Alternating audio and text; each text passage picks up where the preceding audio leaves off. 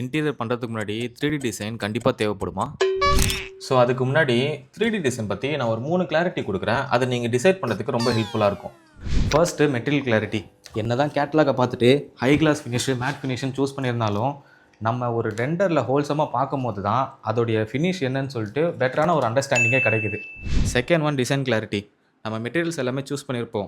ஆனா இந்த மெட்டீரியல்ஸ் ஒண்ணோட ஒண்ணு மேட்சிங்கா இருக்கா? காட்ட காம்ப்ளிமெண்ட் வர மாரி கார்பெட் இருக்கா? கார்பெட்டுக்கு ஏத்த மாரி அங்க வால் கலர் இருக்கா? இது எல்லாமே நல்லா இருக்கா? இல்ல சக்கர பொங்கல் வடகறி மாரி இருக்கா? அப்படின்றது நம்மளால ஒரு அவுட்புட் பார்த்தா தான் டிசைட் பண்ணவே முடியும். அப்படியும் இந்த ஸ்டேஜ்ல வந்துட்டு உங்களுக்கு இந்த டிசைன் கலர் பிடிக்கல, மெட்டீரியல் பிடிக்கல அப்படின்னா நீங்க டிசைனை சேஞ்ச் பண்ணிக்கலாம். Third one quotation clarity. இருக்கிறதுலே ரொம்ப முக்கியமான கிளாரிட்டியே இந்த பாயிண்ட் தான். ஏன்னா நம்ம வந்துட்டு ஆல்ரெடி 3டி டிசைன் கம்ப்ளீட்டா முடிச்சுட்டோம். முடிச்சதுனால நமக்கு வால் பேனலிங் ஏரியா எவ்வளோ, வால் கவரிங் ஏரியா எவ்வளோ, பெயிண்ட் ஏரியா எவ்வளோன்னு சொல்லிட்டு எல்லாமே டாக்குமெண்ட் பண்ணப்பட்டிருக்கும். அப்போ நம்மளால ஒரு ஃபைனலான கொட்டேஷன வந்துட்டு ஈஸியா ரெடி பண்ண முடியும்.